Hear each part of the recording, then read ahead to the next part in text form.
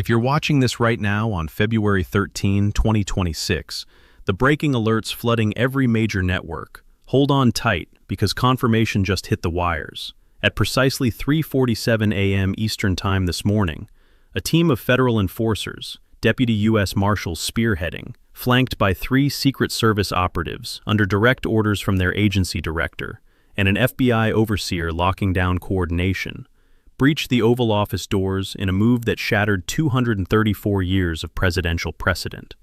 Picture the scene unfolding in the dim glow of desk lamps. The ousted leader, solitary at the iconic resolute desk, poring over stacks of papers, his face etched with defiance as the lead marshal steps forward, voice steady and unyielding. "Sir, the Senate has rendered its verdict, conviction and removal from office. You're no longer in command. We're here to ensure a smooth exit from these premises. Will you proceed with us on your own terms?" Eyewitness accounts from those in the shadows paint a raw standoff. The former commander-in-chief snaps back without hesitation, his words slicing the tension-laden air, declaring the action outright illegal, insisting his election by millions grants him unbreakable tenure, and challenging their right to even stand there. The marshal, unflinching, counters with constitutional steel. The upper chamber's sole authority to strip the executive through such judgment, activated just hours prior, now demanding execution without delay. "This isn't personal, sir. It's the law in motion. Join us now." 16 pulse-pounding minutes tick by from that fateful entry, every second a test of the Republic's bedrock, until 4:03 a.m. sharp, when the White House doors swing shut behind him for the last time, marking the physical end to a saga that gripped the nation in constitutional agony. This wasn't mere theater or partisan score settling. It was the machinery of democracy, flexing its ultimate muscle against a leader who dug in heels first, refusing the inevitable. The Secret Service, true to their director's ironclad vow, paved the way for this orderly handover, proving oaths bind to parchment over personalities. Alerts confirm viewer spikes worldwide. You're among the millions piecing together how this pre-dawn drama caps weeks of brinkmanship, leaving one burning question: what nation rises from these ashes, and can the enforcers of this seismic shift hold the public's faith intact? To grasp the full gravity, rewind to the 12-hour crucible that ignited at 6:23 p.m. the prior evening, when U.S. Marshals first rolled up to the White House's northwest gate, only to clash head-on with Secret Service holdouts sworn to the outgoing chief. That gate standoff simmered into the night, a symbolic siege mirroring the broader loyalty fractures, tearing at federal seams. Tension peaked as darkness fell, agents trading glares and terse words, the air thick with the weight of divided allegiances. Then, at 8:47 p.m., the Secret Service director herself materialized at a fortified side portal, slipping inside to confront the presidential detail head-on. Sources whisper her directive cut like a blade. The Senate's hammer had fallen, stripping the man of title. Loyalty lies with the founding document, not flesh and blood. Obstructing duly authorized feds spells instant dismissal, potential indictments trailing in wake. No room for waverers. Choose the flag or the floor. The ripple hit immediate. By 9:34 p.m., a trio of detail agents peeled away, realigning to safeguard the incoming authority figure. 10:45 brought 2 more departures, thinning the ranks further. Midnight loomed with just 7 lingering shadows around the former executive, their resolve cracking under the director's glare. At 1:47 a.m., she reconvened the remnants, ultimatum blazing: yield the path, usher in the marshals for exit protocols, or tender resignations on the spot amid career-ending fallout. By 2:34 a.m., the last resistors folded, corridors clearing like a battlefield after surrender. 3 o'clock heralded the final choreography, marshals syncing with Secret Service remnants and FBI perimeter squads, scripting a non-violent ouster while greenlighting measured force against any physical pushback. The Oval incursion at 3:47 wasn't rash. It crowned a methodical erosion of resistance, each defection a domino tipping toward enforcement. Viewers glued to live feeds and insider drips worldwide are validating this tick-tock in real time. Push notifications exploding because this pre-dawn precision wasn't victory for one side, but raw proof that even the mightiest refuse meets inexorable constitutional tide. The algorithm amplifies what grips you. Your eyes here confirm the pulse of a republic, reclaiming its guardrails amid the former leader's every gambit to cling on. As agents crossed that threshold, the Oval held not solitude, but a final inner circle. 2 aides, a private counsel, a lone strategist, all ushered out per protocol, leaving the epicenter bare for the ultimatum: stride out willingly or under escort. His retort echoed historic rupture. No voluntary yield, this smacked of constitutional treason. Courts and crowds awaiting his crusade, but no free will surrender to the desk. The marshal parried coolly, law crystal, Senate sealed fate, enforcement mandatory, peace preferred over force. Rising then, he swept up relics, a sheaf of docs, cell phone, frame snapshot, voicing a parting shot at posterity's judgment. The populace unforgiving, this unlawful wrenching his reluctant steps under duress, far from finale. Flanked by marshals through West Wing shadows, past mute Secret Service sentinels, he emerged South Lawn bound to a nondescript black SUV. No chopper pomp, no cavalcade flair. Sliding aboard as gates parted, White House liberated at last from its convicted occupant. 4:15 a.m. ushered the successor, not interim or deputy, but undisputed chief, claiming the Oval, inking the inaugural decree. Federal apparatus, snapped to lawful hierarchy. Crisis quelled, machinery hums anew. Dispatched fleet to cabinets, agencies, commands. The decree thundered singularity of command, forward thrust, imperative. Dawn's national security huddle at 6:08 a.m. rolled standard. Joint Chiefs threat rundown, Intel Chief global scan, Defense Secretary posture check. Routine reborn under fresh stewardship mere hours post-extraction. That briefing symbolized normalcy clawing back from chaos. But as sunlight pierced D.C. skies around 7 a.m., the media leviathan roared to life, shattering morning broadcasts across the spectrum with indelible footage. The unmarked SUV gliding away at 4:03 a.m., successor striding in at 4:15 a.m., White House communiques proclaiming crisis terminus. CNN, Fox, MSNBC, BBC, every feed pivoted to this unprecedented tableau. A sitting executive bodily evicted post-Senate hammer for stonewalling departure. International outlets amplified the quake. Al Jazeera headlined, U.S. leader pried from power after defiance. Le Monde dissected enforcement mechanics. Xinhua framed it as Yankee institutional implosion. Viewer confirmations poured in via apps and streams. Millions dissecting pixelated glimpses of history's hinge. Push alerts validating the surreal pre-dawn theater as ground truth. By 8 a.m., Senate Majority Leader Chuck Schumer commandeered a podium, voice resonant with vindication. The framework operated flawlessly overnight, chamber wielding removal blade against recalcitrants, rule of law trumping personal denial, feds in service honoring vows to charter over chief. Interrogated on optics, he conceded aversion to forcible yank, but affirmed necessity when apex defiance mocks chamber sovereignty. Execution tranquil, legitimate. Half-hour later, at 8:30 a.m., Minority Leader Mitch McConnell, conviction voter, dispatched missive underscoring evidence torrent of high court flouting. 68 aye votes encompassing 17 GOP crossovers, deeming excision imperative. Refusal necessitated compulsion, his backing total. Chamber's excision blade now lethally keen. 9 o'clock brought Chief Justice John Roberts' terse Supreme Court bulletin.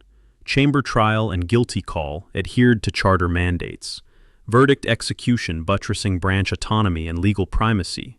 No further gloss, yet endorsement cementing trial and tug-out's validity. 10 a.m. unleashed the displaced executive's juridical broadside via counsel. Ousted illicitly by rogue feds on rogue writs, chamber guilty rooted in sham ouster probe. Tenure endures, remedies exhaustive ahead alongside electorate crusade. Signals unrelenting courtroom salvos, rejection absolute of status quo shift. 11 sharp saw the ascendant chief oval addressing populace.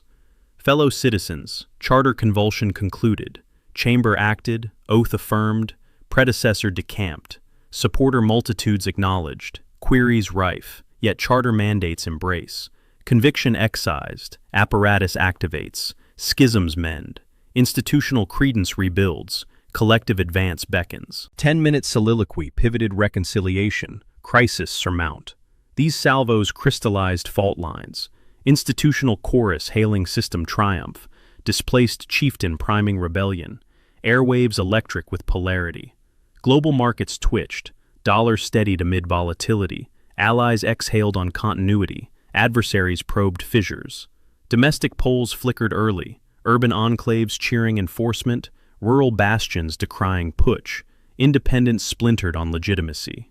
Service directors' pre-crisis pledge echoed prophetic, office shielded, not occupant.